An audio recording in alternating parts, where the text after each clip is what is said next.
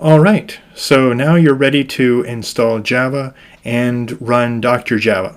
So Java itself as the Java language, what we will refer to as the runtime environment, as well as the Java compiler, and DrJava will just be a program that lets us basically cleanly write our Java programs. And it's a nice environment to run and edit and just work with Java. It's much cleaner than doing it manually. And I might even show you manually in this video. But the idea being that we've already downloaded some files. So if I open up my folder here and we go to Downloads folder, you should be able to see that we've got a JDK, so the Java installer. So this has both the compiler and the runtime environment within it. So this is revision 271, which is for this course, it's the one that I recommend, I suggest. We've also got DrJava down here, and that's the version from 2019-08-13, so August the 13th. There might be some newer versions of DrJava. I think I tried a couple. They didn't seem to work just fine. This is a very good version of DrJava. It runs very stably, and it also requires Java 8 or Java 1.8. Both the same, 8 and 1.8 mean the same thing. So these two are the versions that you should install. Now nothing is installed at the moment, but when it refers to actually doing any installation, the only one we need to do is the JDK. DrJava itself is really just a program that runs within Java, so you don't actually have to install it. I've gone ahead and actually copied it right to the desktop. So you should be able to see up here, I've actually got that same file. All I did was I just right-clicked here, I copied it, and right onto the desktop, I went ahead and pasted it. That's all I did. Nothing special with DrJava. Now, you can't really tell what kind of files these are. Well, you probably could if you go over here to the type column. You see one is an application, so that's the JDK. It's actually a program that runs within Windows to get Java set up. And the other one is an executable jar file, or executable Java archive. Really, that just means it's a Java program shoved inside of an archive. So it runs by just, running it, double-clicking on it. But it actually doesn't run yet until we install Java. But how can you otherwise tell what kind of files these are?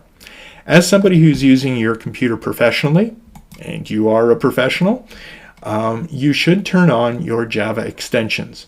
So if you go to the View menu, if you see it in Windows, please turn on your file extensions. Now what you should have seen right now is we've got the JDK has a .exe at the end. That means it's an executable. And the DrJava Java archive has a .jar at the end of it. This tells you way more information than you had before.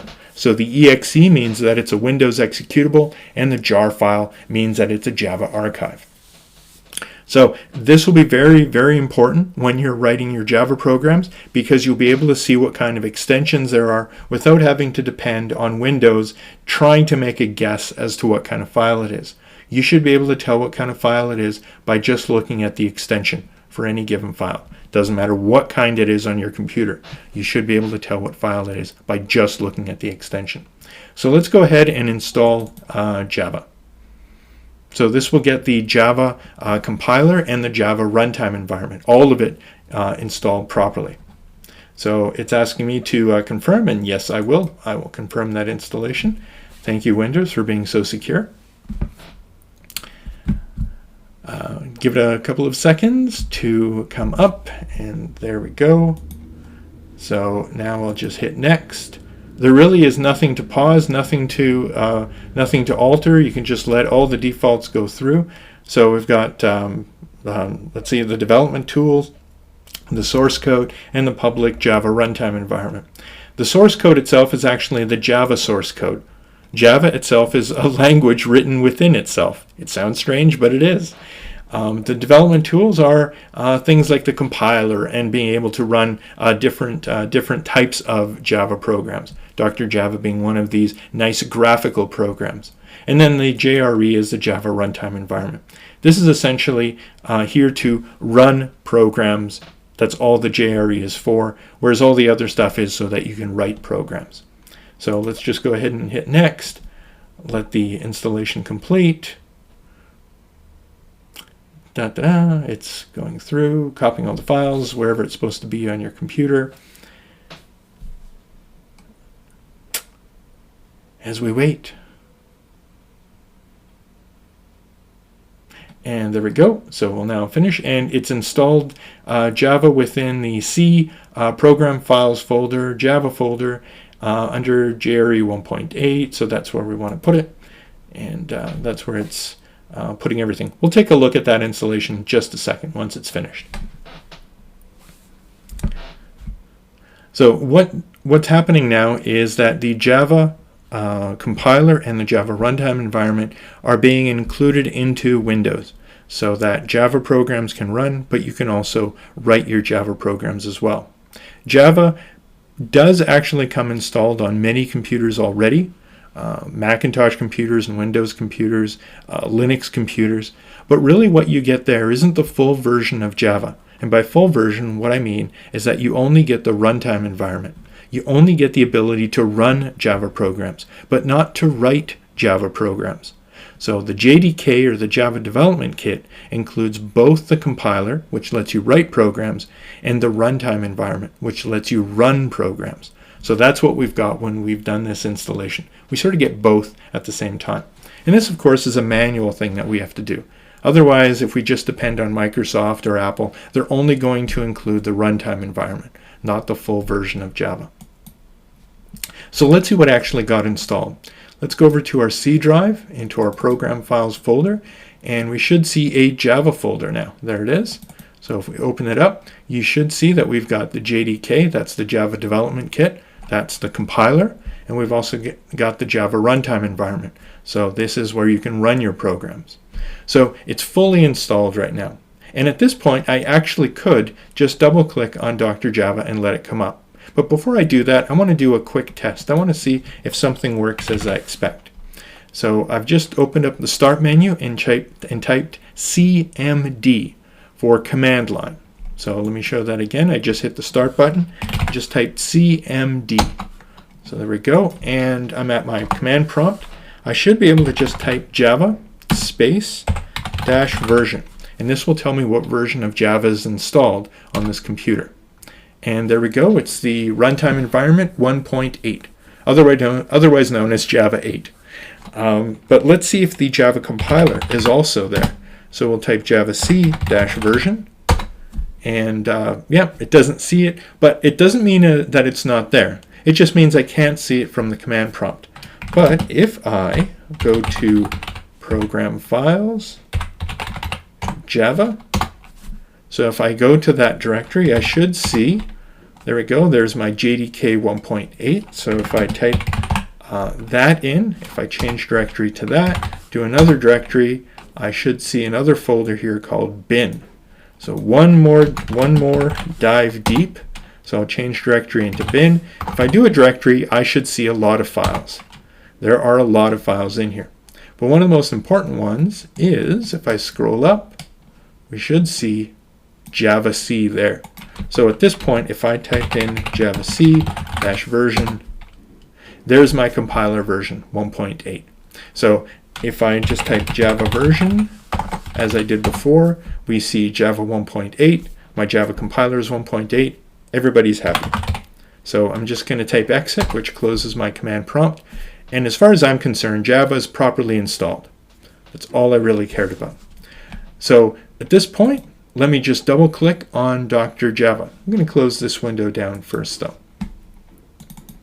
So I just double clicked on DrJava and it's coming up.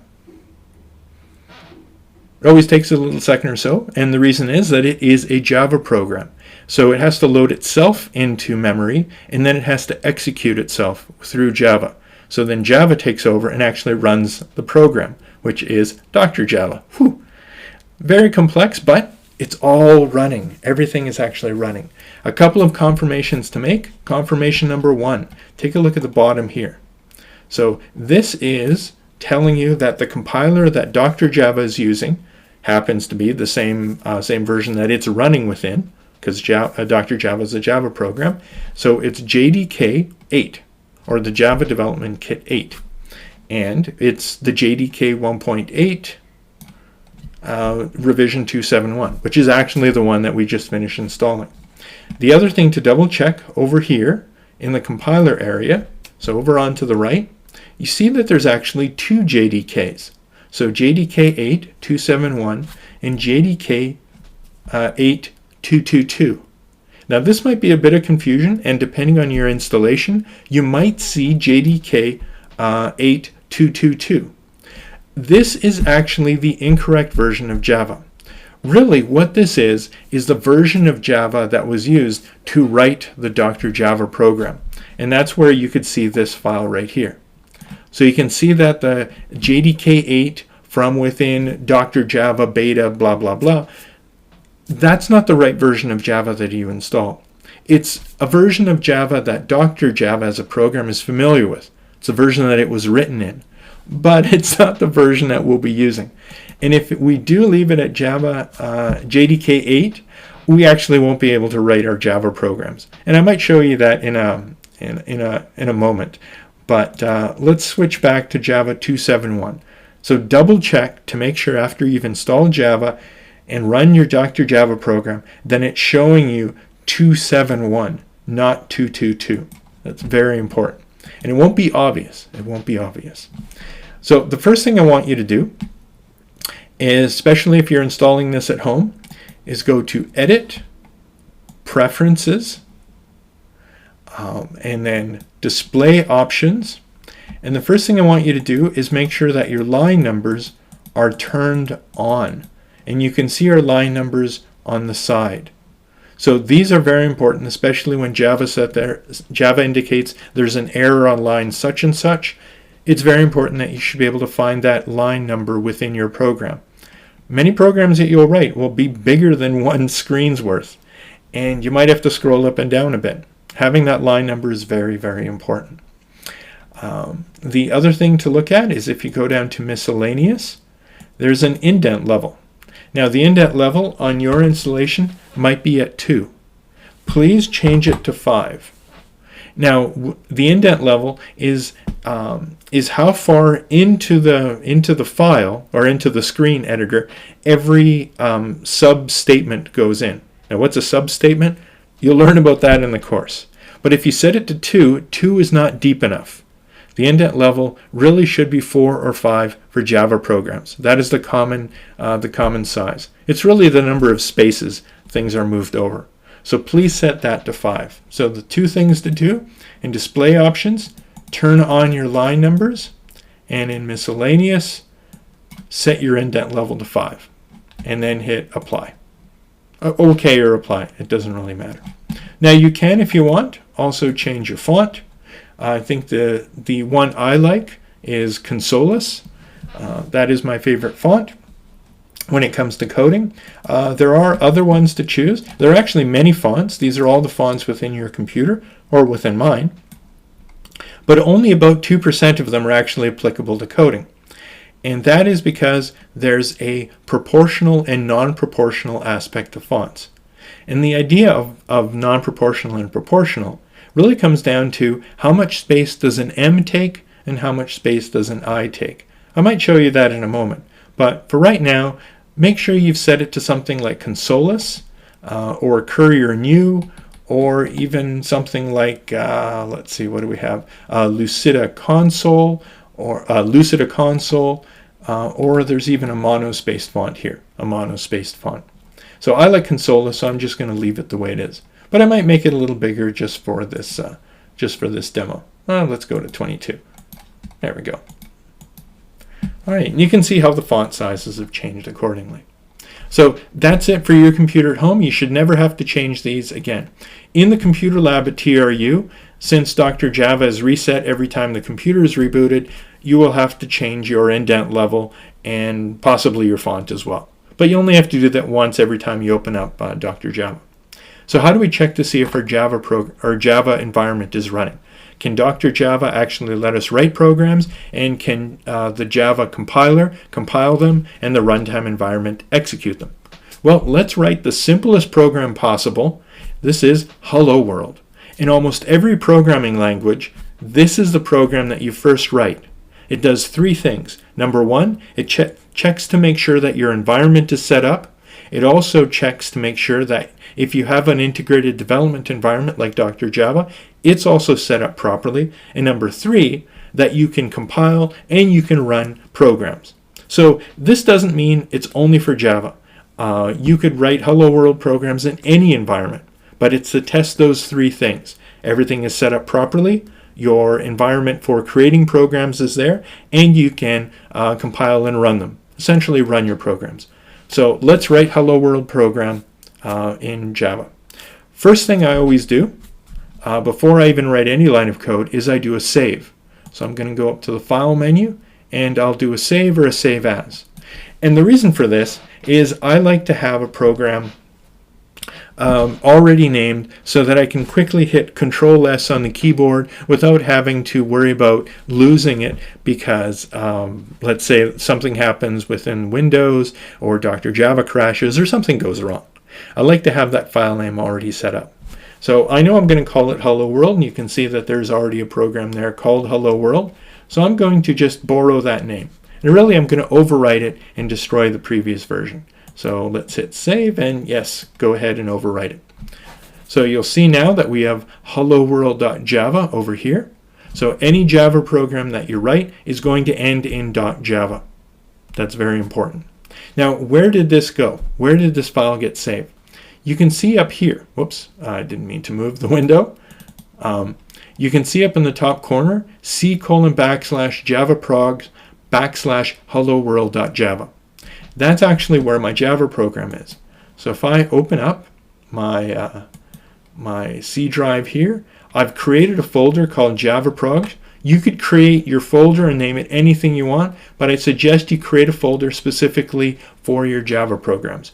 You can create it in your Documents folder, in your Downloads folder, right on the desktop. You can put it anywhere you want.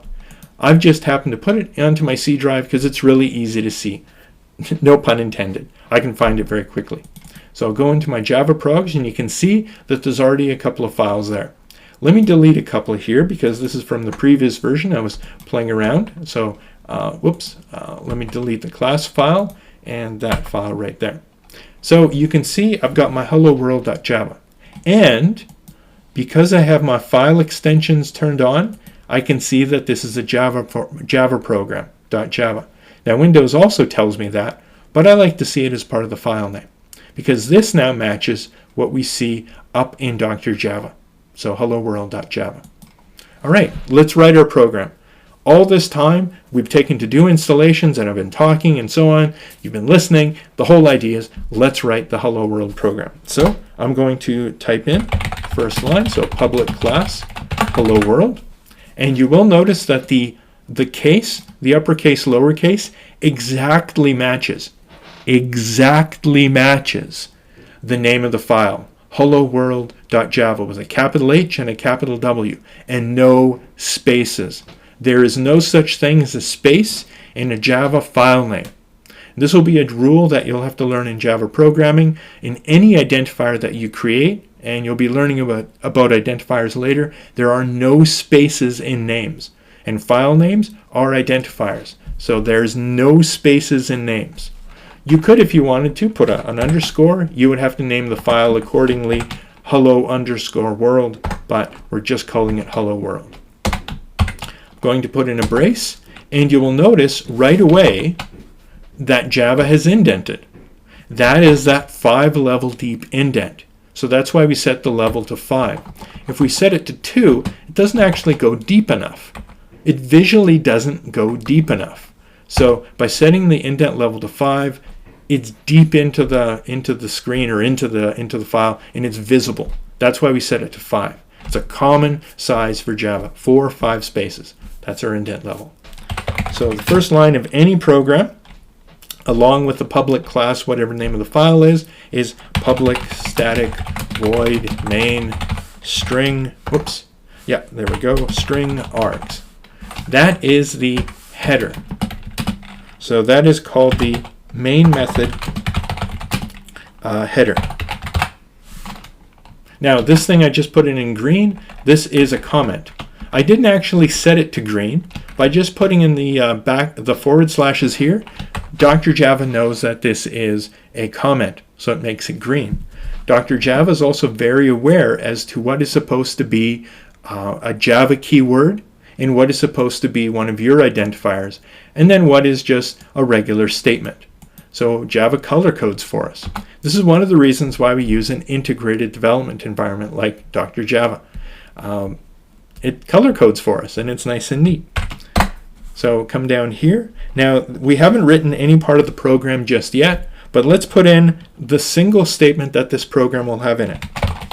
So system.out.println hello world. This is the statement that produces output.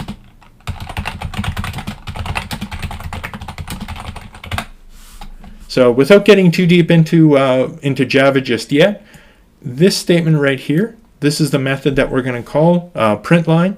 This is what displays something to the console or the screen. And we're going to give it something, and that's what these parentheses are for, these round brackets, properly known as parentheses. We're going to give it this string, and we put strings in double quotes. So that's how Java knows that that is a string. And DrJava, as an editor, as an integrated development environment, understands that strings are special, so it makes them red. There we go. This is it. This is our Java program. But we need to finish it off. So you'll notice up here, I've put in these squiggly brackets, otherwise known as braces. These start things in Java. Well, every time you start something, you better finish it. So you'll notice as soon as I put that close brace here, DrJava knows that this is all one thing. That's awesome. And if you notice when I put this one in, Java knows that this is all one thing. DrJava is very, very aware of programs. All right, we've written our program. Now there's a couple of things to know. Number one, we haven't saved it yet. And that's why we see an asterisk in the file name. We haven't saved it yet. So what we could do is we could hit save. And there we go. Now the asterisk has gone away, so DrJava has gone ahead and saved for us. So how do we get our program ready to run? This is the very first time we're doing this. We've just written our program. We're going to hit compile. So it takes it a second or so, and there we go. Compilation completed. Now what happened when we did the compilation complete? Well, remember one of the files that I deleted was this class file here? Now, Windows doesn't know what a class file is.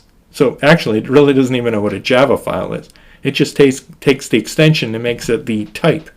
Well, a class file is actually the type of file that will run in Java.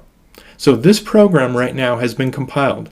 We've taken the Java program, which is this code that we can see here, and we've converted it into a form that the Java runtime environment can understand, and that is the class file.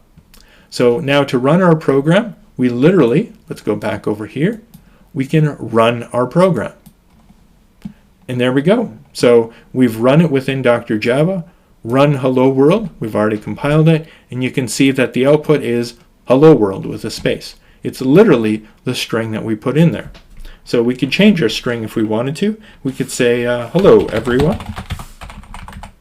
And now let me see if I can try and run it again. Oh, what is this message all about?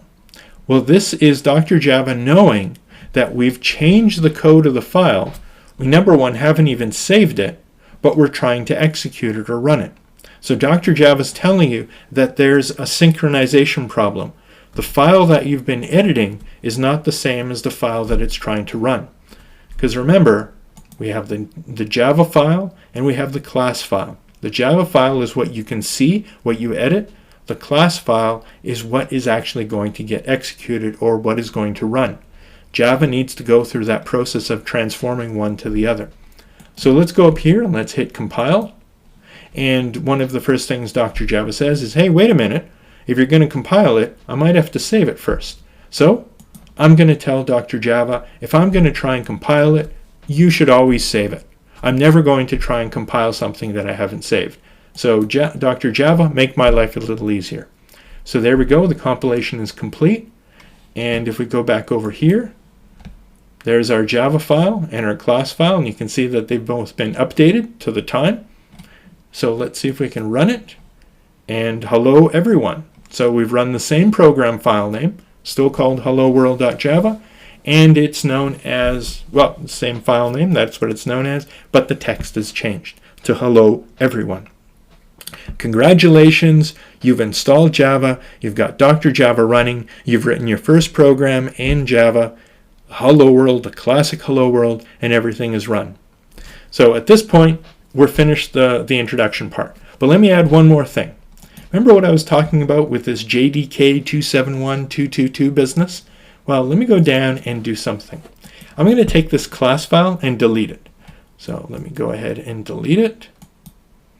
So now if we try and run this, we should get a problem that, again, there's a synchronization issue. Well, the synchronization issue is there is no executable form. So DrJava is right, even though it's right in a weird way. So let me go ahead and change that from the JDK 271 that we installed to 222 to show you what I mean, that you have to make sure that that's the right version. So let me hit compile again. And you can see that DrJava says, hey, the compilation is complete. But if you go back over here, you'll notice that there is no .class file. Because really, the JDK 222 doesn't actually exist. There is no version of Java 222 installed on your computer. So it can't actually compile it. If we try and run it, you get this documentation out of sync. And it's all because it's set to the wrong one. This is actually a bug in DrJava. Well, not really a bug. If you know that it's there, you fix it with one click and you never, ever have to worry about it again. It's sort of a glitch when they compiled it. They really should have said that that version isn't available. But let's go through and do the compilation one more time. And there we go. There's our class file. We'll hit run, and there it is. So now to close things up, I can just close DrJava. That's all I needed to do. Let's close this one down. And if you wanted to bring up DrJava again, you just double click on it. The JDK is fully installed. You never have to reinstall it. DrJava is coming up. Always takes a second or so. And let's see if we wanted to open up our file. DrJava remembers that I was using my C Java progs folder on my computer. If I wanted to point to something else, I can just go through the scroll area here and point to wherever the folder is supposed to be. So let me double click on, click on Hello World, open it up, and there's my program again. So yep, there we go. Congratulations, and have fun programming in Java. There might be another video, there might not. Bye-bye.